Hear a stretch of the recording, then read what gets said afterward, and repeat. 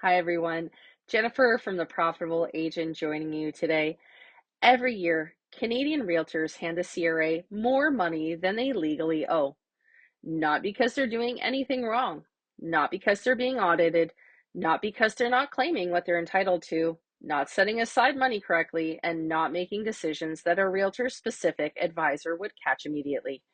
This is leak number 2 in the Profit Leak series, and it might be the most expensive one.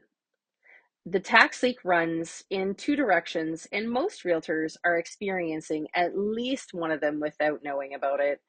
The first direction is overpaying, missing deductions you're entitled to, whether it's home office, vehicles, subscriptions, professional development, marketing, the categories we've talked about before.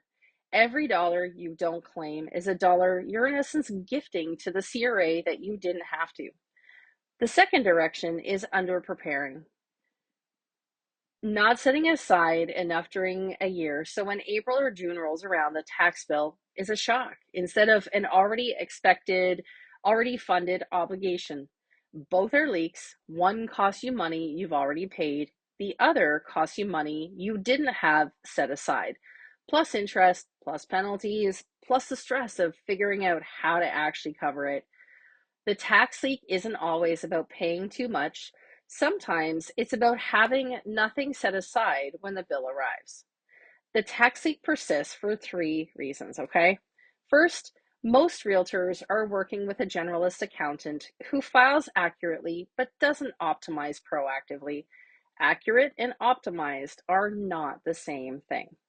Second, without a system that sets aside a tax allocation the moment a commission lands, the money gets absorbed into expenses and lifestyle before the obligation is ever funded. Third, realtors often don't think about taxes until they genuinely have to. Tax planning is a reactive exercise instead of a built in part of how your money flows. All three are fixable, but none of them fix themselves. Okay, let me say that again. All three are fixable, but none of them fix themselves. Plugging the tax leak means two things are working together. First, making sure you're claiming everything you're entitled to, working with someone who understands the nuances of real estate income, not just someone who files your return. Second, is setting aside a tax allocation every single time a commission lands. Not just at year end, not when you get around to it, the moment the money arrives, okay? When those two things are working, that tax leak closes.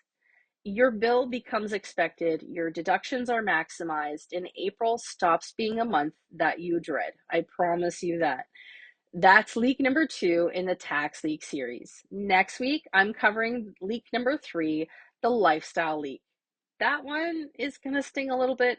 And if you want to find out exactly how much the tax leak has been costing you, book a clarity call with us, please. In 30 minutes, we'll look at what you're claiming, what you're missing, and what you should have set aside.